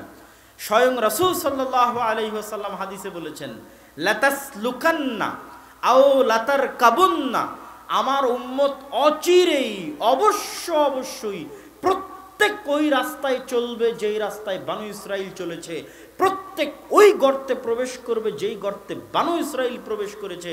এমনকি এক পাটের জুতা আর এক পাটের জুতার সাথে যেভাবে মিলে যায় ওইভাবে মিলে যাবে, এক বিঘত আর এক বিঘতের সাথে যেভাবে মিলে যায় কোনো পার্থক্য নাই। আমার উম্মত বানু ইসরাইলের সাথে ওইভাবে মিলে যাবে, এক পাটের জুতা আর এক পাটের জুতার মধ্যে যেমন কোনো পার্থক্য নাই। বানু ইসরাইল যা হয়ে গেছিল আমার উম্মত তাই হয়ে যাবে। এমনকি বলতে বলতে রাসূল সাল্লাল্লাহু আলাইহি সাল্লাম বলছেন, বানু ইসরাইলের কোনো ব্যক্তি যদি তার মায়ের সাথে জেনায় লিপ্ত হয়ে থাকে, আমার উম্মতেরও কোনো না কোনো ব্যক্তি তার মায়ের সাথে জেনায় লিপ্ত হবে। বলেন নাউজুবিল্লাহ। তো আমরা যে এই যুগের বানু ইসরাইল, এ কথা আমি বানিয়ে বলছি না ভাই, রাসূল সাল্লাল্লাহু আলাইহি ওয়াসাল্লাম বলে গেছে আমরা বানু ইসরাইল হব। কিন্তু আমি এটা অনুভব করেছি, বের করেছি এইভাবে। কিভাবে? এত লম্বা কথা কেন কোরআনে বানু ইসরাইলের? ব্রেনেই ধরতো না, কি দরকার এত লম্বা? আর কোন জাতির এত লম্বা ঘটনা আল্লাহ, যতগুলো ঘটনা আজ এখানে বললাম সবগুলো ঘটনা আল্লাহ কোরআনে বলেছে। এত কেন দরকার বানু ইসরাইল এত লম্বা ঘটনা বলার কোরআন মাজিদে? কোরআন মাজিদের প্রত্যেকটা অক্ষর দামি। তাহলে কেন বলেছে আল্লাহ? আল্লাহ জানেন যে উম্মত এই কিতাব পড়বে ওই উম্মত একদিন বানু ইসরাইল হয়ে যাবে। অতএব বানু ইসরাইলের ঘটনাগুলো কোরআনে দিয়ে রাখো। কোনোদিন যদি এই ঘটনাগুলো দেখে এরা শিখে আর সংশোধন হয়, তাহলে তাদের ভাগ্য পরিবর্তন হতে পারে। যেটা আমি আপনাদের সামনে করতেছি, যে কোরআনে আল্লাহ বানু ইসরাইলের বর্ণনা দিয়েছে, আমিও তুলে ধরলাম। এবার আপনাকে দেখাবো আমরা কিভাবে বানু ইসরাইল। চলেন এবার দেখি আমরা কিভাবে বানু ইসরাইল। এবার আমাদের অতীত গৌরব দেখেন। আমরা বানু ইসরাইলের দুই তিনটা বৈশিষ্ট্য হুবহু এখন সবচেয়ে বেশি ওর মধ্যে পড়ে গেছে। বানু ইসরাইলের এই পুরো ঘটনার সারমর্ম হচ্ছে, তারা ধোঁকা দিত আল্লাহর সাথে, তারা মুনাফিকি করত আল্লাহর রাসূলের সাথে, তারা শঠতা করত, মিথ্যা কথা বলতো। মিথ্যা, ধোঁকা, শঠতা, মুনাফিকি, এই কয়েকটা বৈশিষ্ট্য তাদের রক্তের মধ্যে মিশে গেছিল, যা তারা প্রতি সেকেন্ডে মুসা আলাইহিস সালামের সাথে করত। মুসা আলাইহিস সালাম বিরক্ত হয়ে গেছিল এদের ধোঁকায়, এদের শঠতায়, এদের মুনাফিকিতে। এবার আসেন আমাদের মুসলমানদের অবস্থা, যে আমরা মুসলমানেরা মনে করে নিয়েছি ইসলাম মানে বাহ্যিক সালাত, সিয়াম, হজ, যাকাত। বাহ্যিক ইসলাম মানে সালাত, সিয়াম, হজ, যাকাত আদায় করলেই আমি মুসলমান। কিন্তু আমি সালাত পড়েও, সিয়াম রেখেও, হজ করেও আমি যে প্রতিনিয়ত মানুষকে ধোঁকা দিচ্ছি, প্রতিনিয়ত মানুষের সাথে মিথ্যা বলছি, প্রতিনিয়ত অন্যের সম্পদ ভক্ষণ করছি, প্রতিনিয়ত মানুষের সাথে মুনাফিকি করছি, ধোঁকাবাজি করছি, এটা কিন্তু আমরা কখনো গণায় ধরি না, কখনোই আনি না। অথচ ইসলাম এটাই। ইসলামের মূল সারমর্ম হচ্ছে আল আদালাহ, ন্যায় পরায়ণতা। ইসলামের মূল সারমর্ম হচ্ছে আস-সাদাকাহ, সত্যবাদিতা। ন্যায় পরায়ণতা কি? আমরা জানিও না, বুঝিও না যে ন্যায় পরায়ণতা কি। আপনাকে তার আগে একটু শক্ত করে বলি ন্যায় পরায়ণতা বোঝানোর জন্য। মনে করেন আজ বাংলাদেশের সব মানুষ নামাজি হয়ে গেল, আজ বাংলাদেশের সব মা এবং বোন পর্দাশীলা হয়ে গেল। তো এখন বাংলাদেশ যেভাবে চলছে, সবাই নামাজি, সবাই পর্দাশীলা, তা আপনি কি এই দেশকে ইসলামী দেশ বলবেন? অনেকেই বলবে যে হ্যাঁ, এটা তো ইসলামী দেশ, এখানে 5 ওয়াক্ত নামাজ হয়, সবাই পর্দা করে। আমি বলবো জি না, আপনি বুঝেনি যে ইসলাম কাকে বলে এবং ইসলাম কি, ইসলামী রাষ্ট্র মানে কি, আর ইসলাম মানে কি। এই দেশ তখনই ইসলামী দেশ হতে পারবে, পৃথিবীর যে কোনো মুসলিম দেশ তখনই ইসলামী রাষ্ট্র হতে পারবে, যখন তার প্রত্যেক নাগরিকের সাথে ন্যায় পরায়ণতা করতে পারবে। একজন নাগরিকও কোনো কারণে কারো দ্বারা চুল পরিমাণ অত্যাচারিত হবে না, নির্যাতিত হবে না, ধোকায় পড়বে না, তখন হচ্ছে ওটা ইসলামী দেশ। ইসলাম মানে বাহ্যিক সালাত, বাহ্যিক সিয়াম, বাহ্যিক হজ নয়। এই জিনিসটা আমরা বুঝি না দেখেই আমাদের দেশের হাজারো শত লাখো মানুষ অন্যায়ভাবে মানুষের সম্পদ লুণ্ঠন করে, দুর্নীতি করে, ধোঁকা দিয়ে, মিথ্যা বলে টাকা ইনকাম করে চলে গেছে হজ করতে। তাহলে ও যে মিথ্যা বলে, দুর্নীতি করে, ধোঁকা দিয়ে টাকা ইনকাম করলো, আবার ওই টাকা দিয়ে হজ করতে চলে গেল, তাহলে এই ধোঁকাটা ও কাকে দিতে চাচ্ছে? এ তো বানু ইসরাইল। ওই যুগের বানু ইসরাইল যা করতো, ওই যে বেড়া দিয়ে বানা দিয়ে ঘিরে রেখে পরের দিন সকালবেলা ধরে নিয়েছে। ধোঁকা, ধোঁকাবাজ, মিথ্যু। এরা তো ধোঁকাবাজ, মিথ্যু। তাহলে এরা তো এই যুগের বানু ইসরাইল, এরা তো জানেই না যে ন্যায় পরায়ণতা কি। আপনাকে বুঝায় ন্যায় পরায়ণতা কি। ওমর রাদিয়াল্লাহু তাআলা আনহু 10 জন জান্নাতের সুসংবাদ প্রাপ্ত সাহাবীদের একজন, ইসলামের দ্বিতীয় খলিফা। রাসূল সাল্লাল্লাহু আলাইহি ওয়াসাল্লাম যাদেরকে শহীদ হওয়ার কথা বলেছেন, ইসলামে অগ্রিম জানিয়ে দিয়েছেন, তাদের মধ্যে একজন ওমর রাদিয়াল্লাহু তাআলা আনহু। তার কোনো ইবাদতের এবং আমলের কমতি ছিল না, আর কোনো বড় গুনাহ ছিল না যে তাকে মদিনা থেকে জেরুজালেম অর্ধেক রাস্তা পায়ে হেঁটে যেতে হবে। ওমর রাদিয়াল্লাহু তাআলা আনহু বেনামাজিও ছিলেন না, ওমর রাদিয়াল্লাহু তাআলা আনহু বেনামাজিও ছিলেন না, ওমর রাদিয়াল্লাহু তাআলা আনহু বড় দানশীল ছিলেন। ওমর রাদিয়াল্লাহু তাআলা আনহু দানের ঘটনা আপনারা জানেন, যে তাবুকের যুদ্ধে তার পুরো অর্ধেক সম্পত্তি নিয়ে তিনি উপস্থিত হয়েছিলেন রাসূল সাল্লাল্লাহু আলাইহি ওয়াসাল্লামের দরবারে। আর আজকে আমরা যে প্রোগ্রাম আয়োজন করছি, এই প্রোগ্রাম হচ্ছে অত্র অঞ্চলের প্রত্যেক মুসলমানের সন্তানকে মসজিদে দিন শিক্ষা দেওয়ার ব্যবস্থা করার জন্য। কোরআন শিখবে মক্তবে, দিন শিখবে মক্তবে, সালাত, সিয়াম এবং মৌলিক আদব কায়দা শিখবে মক্তবে। বর্তমান ধ্বংসাত্মক শিক্ষা সিলেবাসে স্কুলে যাওয়ার আগেই। অতএব এই উন্নত মানের কাজে আপনাদেরকেও ওমর রাদিয়াল্লাহু তাআলা আনহুর মতো অর্থনৈতিক সহযোগিতা নিয়ে গিয়ে আসা উচিত। আমার বক্তব্য চলতে থাকবে, বক্তব্য সামনের দিকে আগাতে থাকবে। যদি আপনাদের ধৈর্যচ্যুতি না ঘটে, যদি আপনারা শান্তি মতো বসে থাকেন, তাহলে আমি একটু সময় নিয়ে আলোচনা করতে চাই। কোনো সমস্যা? তাড়াহুড়া করে আলোচনা শেষ না করে একটু সময় নিয়ে আপনাদেরকে এই বিষয়টা বুঝিয়ে যেতে চাই। অতএব উঠে বিশৃঙ্খলা সৃষ্টি না করে শান্তিপূর্ণভাবে বসে থাকেন। আর এর মধ্যেই যারা দায়িত্বশীল আছে তারা আপনাদের মধ্যে যাচ্ছে, তাদের জন্য আপনারা, আপনাদের সন্তানেরা কোরআন শিখবে, এই লক্ষ্যে তাদের হাতে ফি সাবিলিল্লাহ, আল্লাহর সন্তুষ্টির জন্য 5 টাকা, 10 টাকা, কেউ যদি মনে করেন যে বাকি থাকলেন পকেটে টাকা রেখে, তাহলে এটাকে মনে করতে হবে অশুভ লক্ষণ আপনার জন্য, যে আপনি নিজে হতভাগা, দুর্ভাগা, যে এত বড় মজলিসে উপস্থিত থেকেও আপনার অন্তর এতটুকু নরম হলো না যে আপনি আপনার সন্তানেরা কোরআন শিখবে মসজিদের মক্তবে, তার জন্য আপনি কিছু সহযোগিতা করবেন। বলছিলাম ওমর রাদিয়াল্লাহু তাআলা আনহু মদিনা থেকে জেরুজালেম গেছেন অর্ধেক রাস্তা পায়ে হেঁটে। তো ওমর রাদিয়াল্লাহু তাআলা আনহুর কি অপরাধ? তিনি কি সালাত আদায় করতেন না? তিনি কি দান করতেন না? তিনি কি রাতে তাহাজ্জুদের সালাত আদায় করতেন না? সবই করতেন। তাহলে অর্ধেক রাস্তা পায়ে হাঁটলেন কেন? অর্ধেক রাস্তা পায়ে হেঁটে ওমর রাদিয়াল্লাহু তাআলা বুঝাতে চেয়েছেন ইসলাম মানে শুধু সালাত সিয়াম নয়। ইসলাম মানে আমি ওমর, আমি শাসক, আমার শাসন চলা অবস্থায় আমার একটা চাকর, আমার একটা গোলামও যেন বলতে না পারে কিয়ামতের মাঠে যে আমি ওমর ন্যায় পরায়ণতা করিনি। যদি আমার একটা গোলামও বলে বসে যে ওমর তার শাসনকালে ন্যায়পরায়ণতা করেনি, তাহলে আমি ওমর ইসলামী শাসন চালাতে পারিনি, আমাকে পদত্যাগপত্র দিতে হবে, পদত্যাগ দিয়ে বিদায় নিতে হবে।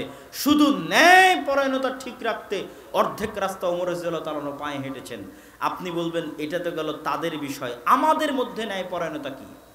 আপনাদের মধ্যে ন্যায়পরায়ণতা দেখাচ্ছি। এত মানুষ এখানে উপস্থিত আছেন, সবাইকে লক্ষ্য করে জিজ্ঞেস করতেছি, আপনি নামাজি, আপনি হাজি, আপনি দানবীর, মসজিদ কমিটির সভাপতি, জালসার অতিথি, আপনার উদ্দেশ্যে আমার প্রশ্ন, আপনি যদি আপনার বোনের সম্পত্তি, আপনার বোন তার বাপের সম্পত্তিতে যে ভাগ পাবে, এই সম্পত্তি বুঝিয়ে দিতে গড়িমসি করেছেন, এই সম্পত্তি বুঝিয়ে দিলেও দেরিতে বুঝিয়ে দিয়েছেন, সম্পত্তি দেরিতে বুঝিয়ে দিলেও আপনি ভালো জায়গায় বোনকে সম্পত্তি দেননি, ভালোটা আপনি নিয়েছেন, পচাটা অচলটা বোনকে দিয়েছেন।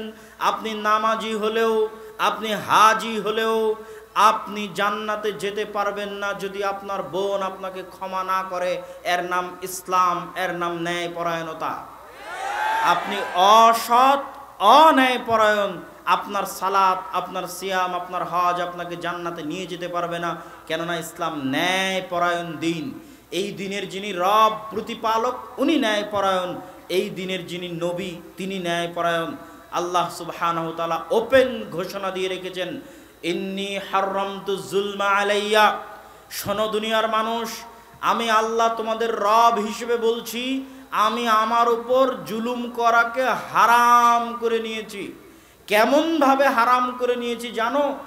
দুনিয়ার মানুষে মানুষে অন্যায় অবিচার করলে আমি তো মিটাবই। পশুতে পশুতে যদি অন্যায় অবিচার করে, তো কিয়ামতের মাঠে পৃথিবীর কোথাও যদি মানুষ সামাজিক বিচারে, মেম্বার চেয়ারম্যানের দরবারে, এমপির দরবারে, জজ কোর্টে, হাইকোর্টে, সুপ্রিম কোর্টে কেউ যদি তার অধিকার না পায়, কেউ যদি ন্যায়পরায়ণতা না পায়, আর ওই মজলুম ব্যক্তিকে আমি আল্লাহ কিয়ামতের মাঠে যদি ন্যায়পরায়ণতা না করে দিতে পারি, ন্যায় বিচার না করে দিতে পারি, তাহলে আমি রব হিসেবে একজন মিথ্যুক রব। বলেন নাউজুবিল্লাহ। অতএব আমার সবচেয়ে বড় জরুরি জিম্মেদারি, আমার প্রত্যেক দাস দাসী এবং বান্দাকে, আমার প্রত্যেক সৃষ্টি জীবকে, প্রত্যেক পশু, প্রত্যেক পাখিকে তাদের ন্যূনতম অধিকার কিয়ামতের মাঠে বুঝিয়ে দেওয়া। চুল পরিমাণ যদি কেউ মাজলুম হয়ে থাকে, তাহলে ওর হকটা আদায় করে নিয়ে দেওয়া, এটা আমি আল্লাহ আমার সবচেয়ে বড় দায়িত্ব, এবং আমি এটা পালন করবই, করবই, করবই। এখন কেউ যদি বিশাল নামাজ নিয়ে উপস্থিত হয় যে আমি তাহাজ্জুদ গুজার, কেউ 10টা হজ 50টা উমরা নিয়ে উপস্থিত হয়েছে, হাজি উমরাকারী, কিন্তু আল্লাহ তো ন্যায় বিচারক। আল্লাহ যদি আজকে ওর হজ দেখে, ওর উমরা দেখে, ওর দান দেখে, ওর সালাত দেখে তার একটা বান্দার উপর জুলুম করেন, তাহলে আল্লাহ সুবহানাহু ওয়া তাআলা তার দাবিতে মিথ্যুক বলে গণ্য হবেন। এই জন্য আল্লাহ তাদের সালাত, সিয়াম, হজ, যাকাত দেখবেন না, আগে দেখবেন আমার এই বান্দাটা মাজলুম। দুনিয়ার জজ court, high court, supreme court, MP, মন্ত্রী, চেয়ারম্যান কেউ তাকে ন্যায় বিচার দিতে পারেনি। আমি আল্লাহ তার সৃষ্টিকর্তা, আজ তাকে পরিপূর্ণ ন্যায় বিচার বুঝিয়ে দেব। এর নাম ইসলাম। ইসলামে ন্যায়পরায়ণতা এত গুরুত্বপূর্ণ, এত ভয়ঙ্কর, এত জরুরি, এটার নাম হচ্ছে ইসলাম, যে ন্যায়পরায়ণতা কী জিনিস। এবার আপনি এবং আমি যাচাই করতে পারি যে আমাদের 24 ঘন্টা কিভাবে যাচ্ছে। আমি আমার বাপ মায়ের সাথে ন্যায়পরায়ণ আচরণ করি কিনা, আমার স্ত্রীর সাথে আমি ন্যায়পরায়ণতা রক্ষা করি কিনা। আমার স্ত্রীর কারণে কিয়ামতের মাঠে আমার জান্নাত আটকে যেতে পারে শুধু ন্যায়পরায়ণতার অভাবে। সালাত, সিয়াম আল্লাহ মাফ করে দিবে, হজ আল্লাহ মাফ করে দিবে, ন্যায়পরায়ণতার ত্রুটি ঘটলে আল্লাহ মাফ করবে না যতক্ষণ না ওই ব্যক্তি মাফ না করে। আমি প্রতিবেশীর প্রতি ন্যায়পরায়ণতা করতে পারছি কিনা, আমার ভাইয়ের প্রতি ন্যায়পরায়ণতা করতে পারছি কিনা, এটা হচ্ছে আসল ইসলাম, এটা হচ্ছে প্রকৃত ইসলাম, যেটার উপর বানু ইসরায়েলেরা টিকে থাকতে পারেনি, ন্যায়পরায়ণতার মাপকাঠি থেকে নিচে নেমে গেছে। আর আমরা মুসলমানেরা একদম অতল গহব্বরে চলে গেছি ন্যায়পরায়ণতা থেকে। ন্যায়পরায়ণতার দিকে আজকের ইউরোপ, আজকের আমেরিকা আমাদের চেয়ে ভালো। কি বুঝলেন?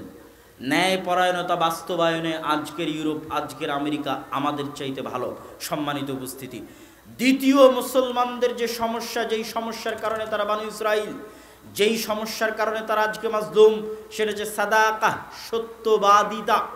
আমাদের নবী মুহাম্মদ সাল্লাল্লাহু আলাইহি ওয়াসাল্লাম নবী হওয়ার আগে থেকেই সত্যবাদী, নবী হওয়ার আগে থেকেই আমানতদার, এবং 40 বছর যাবৎ মানুষ প্রমাণ করতে পারেনি যে তিনি কখনো কোনো মিথ্যা কথা বলেছেন। আমরা হচ্ছি সেই নবীর উম্মত, কিন্তু আমরা 24 ঘন্টা মিথ্যা বলতে অভ্যস্ত হয়ে গেছি। আমাদের কাছে সবচেয়ে সহজ পাপ, সবচেয়ে সহজ গুনাহ হচ্ছে মিথ্যা। আপনি দেখেন মিথ্যা বলতে আমরা কতটা সিদ্ধহস্ত হয়েছি, যে আমরা মক্কার কাফের মুশরিকদেরকেও অতিক্রম করে চলে গেছি। একটা ছোট্ট ঘটনা আপনাকে বলি। আবু সুফিয়ান রাদিয়াল্লাহু তাআলা আনহু তিনি মক্কা বিজয়ের সময় ইসলাম গ্রহণ করেছে। আগের 10, 12, 15 বছর যতদিন ছিল ততদিন তিনি ইসলামের বিরুদ্ধে যুদ্ধ করেছেন। খন্দকের যুদ্ধে 10,000 সেনাবাহিনী নিয়ে মদিনা ঘেরাও করে আল্লাহর নবীকে হত্যা করবেন, মদিনাকে ধ্বংস করবেন। এই আবু সুফিয়ান তার কাফের অবস্থায়, তার মুশরিক অবস্থায় জেরুজালেমের মাটিতে রোমান সম্রাট হিরাক্লিয়াসের দরবারে আবু সুফিয়ানকে রোমান সম্রাট হিরাক্লিয়াস জিজ্ঞেস করছে, আবু সুফিয়ান বলো, মক্কার কোরাইশদের তোমাদের নবী মুহাম্মদ সাল্লাল্লাহু আলাইহি সাল্লাম বিষয়ে আমাকে সংবাদ দাও। 5 থেকে 7টা প্রশ্ন করেছে হিরাক্লিয়াস আবু সুফিয়ানকে। আবু সুফিয়ান তার কাফের মুশরিক অবস্থায় তার চিরশত্রু মুহাম্মদ সাল্লাল্লাহু আলাইহি সাল্লামকে সম্পর্কে প্রশ্নের উত্তর দিচ্ছে। আবু সুফিয়ান বলছে, আমি যদি মিথ্যা বলতে লজ্জা না পেতাম তাহলে আজকে এই দিনে মুহাম্মাদের বিরুদ্ধে মিথ্যা বলতাম, কিন্তু আমি মিথ্যা বলতে লজ্জা পাই, এই জন্য আমি আজকে এই হেরাক্লিয়াসের দরবারে আমার চিরশত্রু যাকে হত্যা করা আমার টার্গেট সেই মুহাম্মাদের বিরুদ্ধে আজকে আমি মিথ্যা বললাম না, বলতে পারিনি, কেননা আমি মিথ্যা বলতে লজ্জা পাই। আবু সুফিয়ান কাফের মুশরিক অবস্থায় মিথ্যা বলতে লজ্জা পাই। আর আমাদের একজনকে আপনি খুঁজে দেন যে মিথ্যা না বলে ইনকাম করছে, যে মিথ্যা না বলে রুজি ইনকাম করছে, একজন মুসলমান খুঁজে দেন। একজন মুসলমান খুঁজে দেন যে তার জীবনে ন্যায়পরায়ণ। আপনারা এই হাদিস বহু শুনেছেন যে রাসূল সাল্লাল্লাহু আলাইহি ওয়াসাল্লাম বলেছেন, সাবআতু ইউদিল্লুহুমুল্লাহ ইয়াওমা লা দিল্লা ইল্লা দিল্লুহ। 7 শ্রেণীর মানুষকে আল্লাহ কিয়ামতের মাঠে তার বিশেষ ছায়া দিবেন। 1 নম্বরে ইমামুন আদিল, ন্যায়পরায়ণ, দায়িত্বশীল। আজীব, কত বড় বড় ইবাদত তারপরে আছে, সবার আগে ন্যায়পরায়ণকে দিয়ে রেখেছে রাসূল সাল্লাল্লাহু আলাইহি ওয়াসাল্লাম। আগে হাদিস যখন পড়েছি কোনোদিন এটার অর্থ বুঝতাম না, যখন ইউরোপ ঘুরে আসলাম তখন দেখলাম বাপরে বাপ, এটাই তো ইসলাম, ন্যায়পরায়ণতাই তো ইসলাম, ন্যায়পরায়ণতাই তো ইসলাম।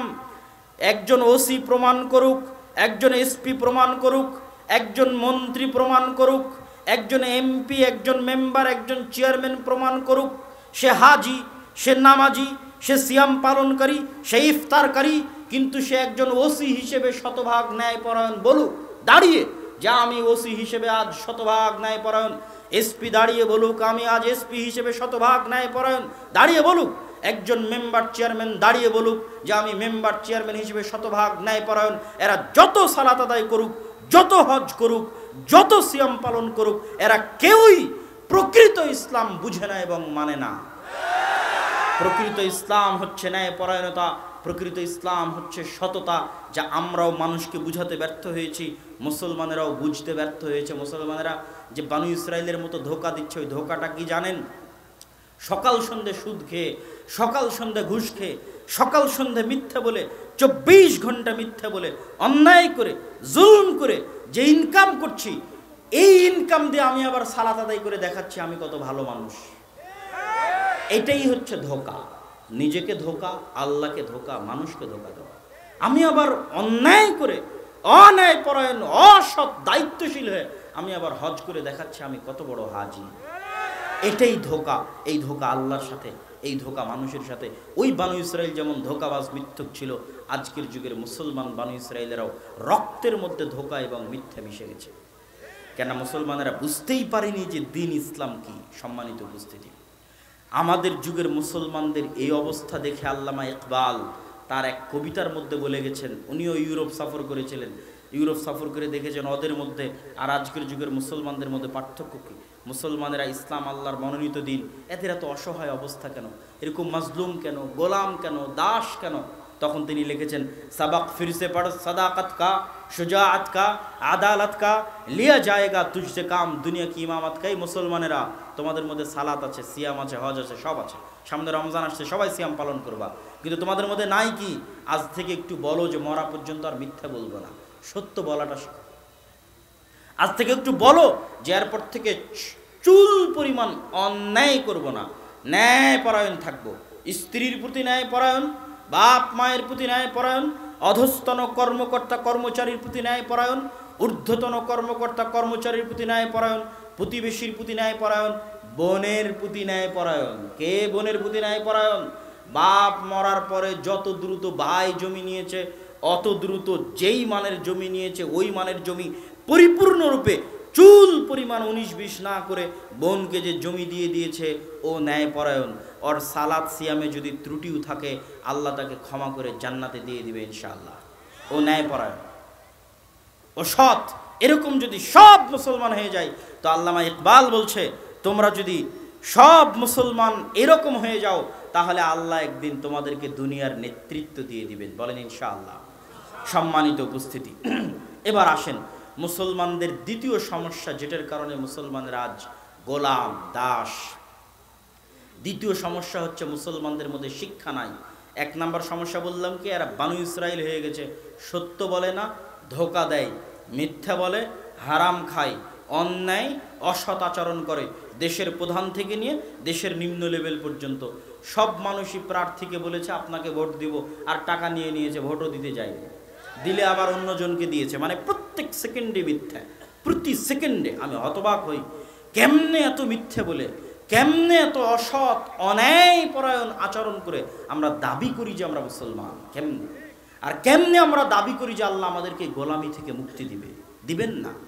আমাদের স্বভাব চরিত্র যতদিন এরকম থাকবে ততদিন আল্লাহ আমাদেরকে গোলামি থেকে মুক্তি দিবেন না। সম্মানিত উপস্থিতি, চলেন দ্বিতীয় কারণে মুসলমানেরা গোলাম, সেটি হচ্ছে শিক্ষা। আজ সমগ্র পৃথিবীতে যারা পৃথিবীর শাসক তারা শিক্ষা জ্ঞানে গুণে আমাদের চাইতে 500 বছর এগিয়ে আছে। আমেরিকা এবং ইউরোপ মুসলিম বিশ্বের চাইতে জ্ঞানে 500 বছর এগিয়ে আছে।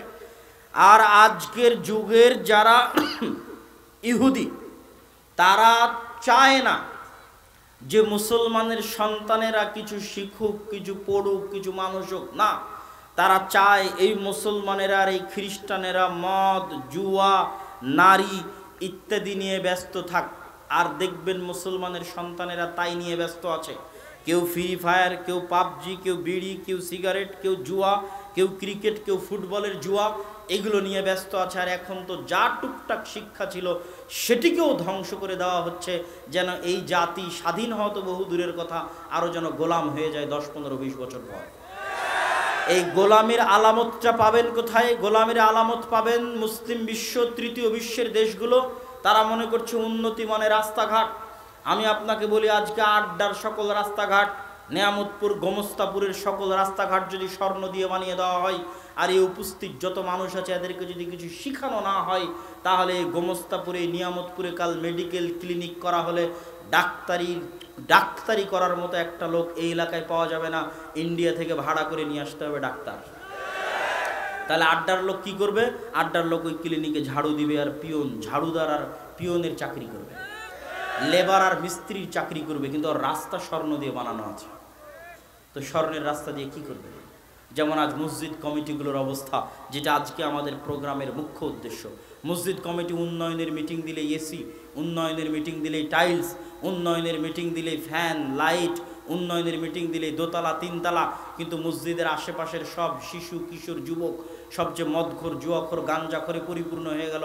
তাদেরকে মসজিদে ডেকে যে 2টা দিন শিখাতে হবে, এটা নিয়ে মসজিদ কমিটির কোনো মিটিং নাই। এই জন্য আমি বলেছি যে ওই মসজিদ কমিটিকে 24 ঘন্টার মধ্যে পদত্যাগ করতে হবে, যে মসজিদ কমিটি তার মসজিদে দিন শিক্ষার ব্যবস্থা করতে পারবে না। ও জানে না কেন এই মসজিদ প্রতিষ্ঠা করা হয়েছে। মুহাম্মদ সাল্লাল্লাহু আলাইহি সাল্লাম মসজিদে নববী চাকচিক্য, রংচং, আরামায়েশের জন্য প্রতিষ্ঠা করেননি। সাহাবীদেরকে দিন শিখাবেন, তারা ইবাদত করবে, দিন শিখবে, এই জন্য প্রতিষ্ঠা করা হয়েছে। মসজিদের সবচেয়ে বড় দায়িত্বগুলোর একটি দায়িত্ব হচ্ছে দিন শিক্ষা। বলতে বলতে বলতে বলতে এই পর্যায় পর্যন্ত বলেছি। বগুড়ার দিকে কয়েকটা মসজিদে গেছিলাম, রাজশাহীর বাঘায় 9টা মসজিদে একদিন সফর করেছে, 9টার একটা তো মক্তব নাই, অথচ প্রত্যেকটা মসজিদে টাইলস আছে, এসি আছে, ফ্যান আছে, লাইট আছে। যদি বলি মক্তব নাই কেন, বলে টাকা পয়সার সমস্যা। তখন বলতে বলতে এই পর্যন্ত বলেছি যে আপনার মসজিদে মক্তব চালু করতে হবে এসি বিক্রি করে হলেও, আপনার মসজিদে মক্তব চালু করতে হবে মসজিদে টাইলস খুলে বাজারে বিক্রি করে হলেও, আপনার মসজিদে মক্তব চালু করতে হবে মসজিদের ফ্যান এবং লাইট বাজারে বিক্রি করে হলেও। তবুও মসজিদে মুসলমানের সন্তানের দিনের শিক্ষার ব্যবস্থা করতে হবে। আজ আমরা শিক্ষায় পিছিয়ে এই জন্যই গোলাম, আজ আমরা শিক্ষায় পিছিয়ে এই জন্যই গোলাম, শিক্ষায় পিছিয়ে এই জন্যই গোলাম। সম্মানিত উপস্থিতি, মুসলমানেরা তৃতীয় আর একটা কারণে বর্তমান পৃথিবীতে গোলামির জীবন যাপন করছে। প্রথমে বলেছি সৎ নই, ন্যায়পরায়ণ নই, মিথ্যা বলি। তারপরে বলেছি শিক্ষা নাই, আমরা শিক্ষা নিয়ে গুরুত্ব দেই না, আমাদের দেশ দেয় না, রাষ্ট্র দেয় না। বড় বড় মধ্যপ্রাচ্যের দেশগুলো কোটি কোটি টাকা পর্যটন আর বিনোদনে শেষ করে দিচ্ছে, শিক্ষার কোনো গুরুত্ব নাই। মুসলমানদেরকে শিক্ষিত করে, জ্ঞানী করে, তাদেরকে স্বাধীন করো, এ বিষয়ে ফোকাস নাই, বরং পর্যটন আর বিনোদনে টাকা পয়সা নষ্ট করা হচ্ছে। আর যাদের কাছে অল্প টাকা আছে, এরা উন্নয়নের নামে কেউ রাস্তাঘাট বানিয়ে আর কেউ মসজিদে এসি আর ওই টাইলস লাগিয়ে টাকাগুলো নষ্ট করে দিচ্ছে। কারো কাছে শিক্ষার গুরুত্ব নাই। এই দিনটা শিক্ষার দিন, জ্ঞানের দিন। শিক্ষা এবং জ্ঞানে উন্নতি না হলে গোলামি থেকে মুক্তি মিলবে না। 3, সুদী অর্থনীতি। মুসলমানদেরকে গোলাম বানিয়ে রেখেছে সুদী অর্থনীতি। সুদী অর্থনীতি শুধু মুসলমানকে গোলাম বানায়নি, পৃথিবীর সাইকেল কিনতে পারবেন না যদি সরকারের কাছ থেকে সুদে লোন না নেন। সুদ গোলামি, মানুষের আত্মমর্যাদা বিক্রি করে দেয়, আত্মসম্মান বিক্রি করে দেয়, মাথা নত করে দেয়, মুখ খুলতে দিবে না সত্যের জন্য। কেননা টাকার কাছে গোলাম হয়ে আছে, ঋণের কাছে গোলাম হয়ে আছে, সুদের কাছে গোলাম হয়ে আছে। সুদ কিভাবে গোলাম বানিয়েছে জানেন? সুদ মানুষকে তো গোলাম বানায়, সুদ দেশকে পর্যন্ত গোলাম বানায়। আমি বাংলাদেশের উদাহরণ বাদই দিলাম, পাকিস্তানের কথা বলেন। পাকিস্তানের প্রধানমন্ত্রী একটা গোলাম দেশের গোলাম প্রধানমন্ত্রী, পাকিস্তানের সেনাপতি একটা গোলাম দেশের গোলাম সেনাপতি। তাহলে এবার বাংলাদেশের কথাও বুঝে নেন, বাকি অন্য আর 10টা মুসলিম দেশের কথাও বুঝে নেন। গোলাম দেশ, গোলাম প্রধানমন্ত্রী, গোলাম দেশ, গোলাম সেনাপতি। কেন ভাই? সুদের কাছে গোলাম। পাকিস্তান যে পরিমাণ IMF-এর কাছে লোন নিয়েছে, আর এই সমস্ত মুসলিম দেশগুলো যে পরিমাণ সুদী অর্থনৈতিক লেনদেনের সাথে জড়িত, এরা কোনোদিন মুখ দিয়ে সত্য বলতে পারবে না। কেন ফিলিস্তিনে গাজার 30,000 মানুষ মারা গেল আর কেউ মুখ দিয়ে উচ্চারণ করতে পারলো না শব্দ? সবাই গোলাম। সেই গোলামির একটা কারণ হচ্ছে সুদী গোলামি, সুদী অর্থনীতির কাছে গোলাম। এই জন্য আল্লাহ এবং আল্লাহর রাসূল সুদ থেকে এত পরিমাণে সতর্ক করেছে, সুদ থেকে তো বহু দূরের কথা, সাধারণ স্বাভাবিক কর্য থেকে পর্যন্ত সতর্ক করেছে। সাধারণ স্বাভাবিক কর্জেরও মূলনীতি ইসলামে। কর্জে হাসানা দেওয়া অনেক নেকির কাজ। আল্লাহ কোরআনে বলছেন ওয়াকরিদুল্লাহ করজান হাসানা, তোমরা আল্লাহকে কর্জে হাসানা দাও। একটা মানুষ বিপদে পড়েছে, ওকে কর্জে হাসানা দেওয়া মানে আল্লাহকে কর্জে হাসানা দেওয়া। তবুও কর্জে হাসানা নিয়ে কেউ এসি কিনবে, কর্জে হাসানা নিয়ে কেউ ফ্রিজ কিনবে, কর্জে হাসানা নিয়ে কেউ মোটর সাইকেল কিনবে, কর্জে হাসানা নিয়ে কেউ বাড়ি বানাবে, এটা কখনোই ইসলাম নয়। রাসূল সাল্লাল্লাহু আলাইহি ওয়াসাল্লাম তখনই কর্জে হাসানা নিতে বলেছেন, আর তখনই কর্জে হাসানা দিতে বলেছেন যখন মেডিকেলে আছে, অপারেশনের দরকার, মরে যাচ্ছে, পড়াতে পারছে না, বাঁচতে পারছে না, টিকতে পারছে না, তখন যাও কারো কাছে কর্জে হাসানা চাও। আর তখন মানুষকে বলা আছে, মুসলমানকে বলা আছে তোমরা কর্জে হাসানা দিবা। সাধারণ কর্জ নিয়েও মানুষ আরাম আর আয়েশের জিনিস কিনবে, এটা ইসলাম সমর্থন করে না। কর্জ মানুষকে গোলাম বানায়, মানুষের আত্মমর্যাদা বিক্রি করে দেয়, মাথা নত করে দেয়, অন্তর ছোট করে দেয়, মিথ্যা বলা শিখায়, ধোঁকা দেওয়া শিখায়। আপনি কি মিথ্যা বলেন না? লোন কিস্তি পরিশোধ করতে গিয়ে বলেন না? বলেন লোন কিস্তি পরিশোধ করতে গিয়ে মিথ্যা বলতে হবে। কর্জ, লোন, সুদ মানুষের মাথা নত করে, মানুষের আত্মমর্যাদা বিক্রি করে দেয়, আত্মসম্মান বিক্রি করে দেয়, মিথ্যা বলা শিখায়, ধোঁকা বলা শিখায়। এই জন্য আল্লাহর নবী বলেছে যে তোমরা কর্জে হাসানা নিও, আরাম আয়েশের জিনিস কিনবে না। বিপদে পড়ছো, বাঁচো না, তখন কর্জ নিতে গেছে, সেটা আলাদা। আর আমরা সুদে লোন নিয়ে, বিপদে পড়ে সুদে নিলাম তা না, সুদে লোন নিয়ে আরাম আয়েশের জন্য এসি কিনেছি, ফ্রিজ কিনেছি, বাড়ি কিনেছি। আমার কোনোদিন স্বাধীনভাবে মুখ খোলার সুযোগ থাকবে না। আমি গোলাম, আমার ছেলে গোলাম, আমার পরবর্তী প্রজন্ম গোলাম, আমার দেশ গোলাম, আমার দেশের দায়িত্বশীলেরাও গোলাম। সুদ মানুষকে গোলাম বানায়। সম্মানিত উপস্থিতি, তাহলে আমার পুরো বক্তব্যের সারমর্ম আপনাদের সামনে পেশ করে দিই। আজকে আপনাদেরকে গুরুত্বের সাথে মনে রাখতে হবে যে আল জামিআহ আস-সালাফিয়া এদেশের এক ব্যতিক্রম ধর্মী। ওইখানে একটা গুরুত্বপূর্ণ কথা ছুটে গেছে জামিয়া সালাফের কথা বলার আগেও, যে শুধু আমি আপনাদের বিষয়ে বললাম, মেম্বার এমপি মন্ত্রীর বিষয়ে বললাম, মাদ্রাসা মসজিদ আর আলেম ওলামা কি ছুটে যাবে? জি না। মাদ্রাসা মসজিদ আলেম ওলামাদের কাছে গেল নামাজ, সালাত, হজ, জাকাত সবই পাবেন। কি পাবেন না ভাই? ন্যায় পরায়ণতা পাবেন না, সততা পাবেন না। এটা ইসলামী দলে যোগ দেন, এটা ইসলামী সংগঠনে যোগ দেন, যে বেশি চামচামি করতে পারবে ওই দলের নেতা অকি পদ দিয়ে বসে আছে। যান আপনি একটা মাদ্রাসায় যান, কমিটি অন্যায় পরায়ণ, মাদ্রাসার প্রিন্সিপালের কাছে যান, অন্যায় পরায়ণ। এদের কাছে দেশ দিলে কোনোদিন এরা দেশও চালাতে পারবে না। কিন্তু এরকম অন্যায় পরায়ণ গোলাম হলো কিভাবে? ভাই বানু ইসরায়েলেরা নবীর সন্তান, ওরা এরকম মিথ্যা, ধোকা, সততা, মুনাফিকি শিখলো কিভাবে? ওই যে ইউসুফ আলাইহিস সালাম মরার পরে 300 বছর ফেরাউন এদেরকে জবাই করেছে, হত্যা করেছে। তো যখন জবাই করেছে, হত্যা করেছে, গোলামি করতে করতে বাঁচার জন্য মিথ্যা বলা শিখেছে, বাঁচার জন্য ধোকা দেওয়া শিখেছে, বাঁচার জন্য মুনাফিকি করা শিখেছে। এই জন্য আল্লাহ মুসা আলাইহিস সালামকে গোলামদের সাথে বড় করেনি, মুসা আলাইহিস সালামকে নিয়ে গেছে ফেরাউনের বাড়িতে, স্বাধীন হয়ে বড় হও, আত্মমর্যাদা, আত্মসম্মান নিয়ে বড় হও। মুসা আলাইহিস সালাম আত্মমর্যাদা, আত্মসম্মান, স্বাধীন নিয়ে বড় হয়েছে। এই জন্য সৎ, আমানতদার, সত্য বলা জানে। আমরা 300 বছর ব্রিটিশদের গোলামি করেছি, তো গোলামি করতে করতে মিথ্যা বলা শিখেছি। মিথ্যা না বললে টাকা ইনকাম হয় না, মিথ্যা না বললে চাকরি হয় না। গোলামি করতে করতে মিথ্যা, ধোকা, মুনাফিকি শিখেছি। আফগানিস্তানের লোকেরা না ব্রিটিশদের গোলামি করেছে, না রাশিয়ার গোলামি করেছে, না আমেরিকার গোলামি করেছে, কোনো দেশেরই গোলামি যখন করেনি, মিথ্যা বলাও জানে না, ধোকা দেওয়াও জানে না। আপনি একটা আফগানের পাঠানকে ওয়াদা দেন যে কাল বিকেলে ওর বাড়িতে যাবেন, আর যদি বিকেলবেলা ওর বাড়িতে মজাক করে যদি বলেন আজ আগামীকাল বিকেলে আপনার বাড়িতে যাব, আর যদি না যান গুলি করে উড়িয়ে দিবে আপনাকে। কেন? ওরা কোনোদিন কারো গোলামি করেনি, ওরা কৌশল করে কথা বলাও জানে না। এটাই হচ্ছে ইসলাম, সততা, ন্যায়পরায়ণতা। ফিরে আসলেই বিজয় ফিরে আসবে। কিন্তু ব্রিটিশদের 300 বছরের গোলামি আমাদের শেষ করে দিয়েছে। আমি ইউরোপ সফর করে দেখেছি, ইতালিতে গিয়ে, ফ্রান্সে গিয়ে, স্পেনে গিয়ে, যে ওই সমস্ত দেশের মুসলমানদের উপর ইতালি, ফ্রান্স, ইউরোপিয়ান দেশের যে জুলম আমাদের উপর ব্রিটিশদের জুলুমের চাইতে বেশি। এই জন্য ওই দেশের মুসলমানেরা আরো ধোকাবাজ, আরো মিথ্যুক, আরো চোর। ওরা এমনি এমনি চোর হয়নি ভাই। ফ্রান্স আর ইতালি মিলে এমন জুলুম করেছে, মিথ্যা বলতে বাধ্য করেছে, এমন জুলুম করেছে, দুর্নীতি করতে বাধ্য করেছে, এমন জুলুম করেছে, চুরি করতে বাধ্য করেছে। তো ওরা আমাদের চাইতে বেশি খারাপ হয়ে গেছে। আমরা মুসলমানেরাও 300 বছরের গোলামিতে আমাদের রক্তের মধ্যে মিথ্যা, ধোকা, অন্যায়পরায়ণতা মিশে গেছে। অতএব আমরা যদি গোলামি থেকে বাঁচতে চাই, ন্যায়পরায়ণ হতে হবে, সৎ হতে হবে, আমানতদার হতে হবে, শিক্ষিত হতে হবে এবং সুদমুক্ত থাকতে হবে। জামিয়া সালাফিয়ার বিষয়ে দুটি জরুরি কথা। এদেশের বৃহত্তম প্রতিষ্ঠান জামিয়া সালাফিয়া ডাঙ্গিপাড়া পবা রাজশাহী, জামিয়া সালাফিয়া রূপগঞ্জ নারায়ণগঞ্জ, জামিয়া সালাফিয়া দিনাজপুর। প্রায় 300 জন শিক্ষক, শিক্ষিকা, কর্মকর্তা, কর্মচারী চাকরি করে, প্রায় 5000 ছেলে মেয়ে পড়াশোনা করে। এবং এই প্রতিষ্ঠান থেকে বিভিন্ন রকমের গবেষণামূলক কাজ হয়, মাসিকালে ইতিসাম বের হয়। ভারতের বড় বড় আলেম ওলামা, মুফতি তার দায়িত্ব পালন করে। এখন সৌদি আরবের আলেম ওলামাগণ এই প্রতিষ্ঠানে আসা শুরু করেছেন, দার্স দেওয়া শুরু করেছেন।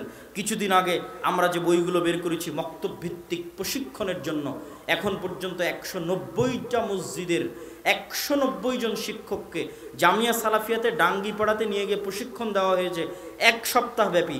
এই 190 জন শিক্ষকের যাতায়াত খরচও আমরা দিয়েছি। এই 190 জন শিক্ষকের থাকা খাওয়ার খরচও আদ-দাওয়া ইলাল্লাহ বহন করেছে। শুধু আপনাদের সন্তানদের কোরআন শিখবে এই জন্য। তো ওই প্রশিক্ষণের জন্য 2টা বই লেখা আছে, ওসমানী কায়দা আর আদর্শ শিক্ষা। ওসমানী কায়দা দিয়ে শিখবে কোরআন, আদর্শ শিক্ষা দিয়ে শিখবে দ্বীন। আর নতুন বই বের হয়েছে আব্দুর রাজ্জাক বিন ইউসুফ উস্তাজির সদাচরণ, সৎ ব্যবহার করবেন কিভাবে।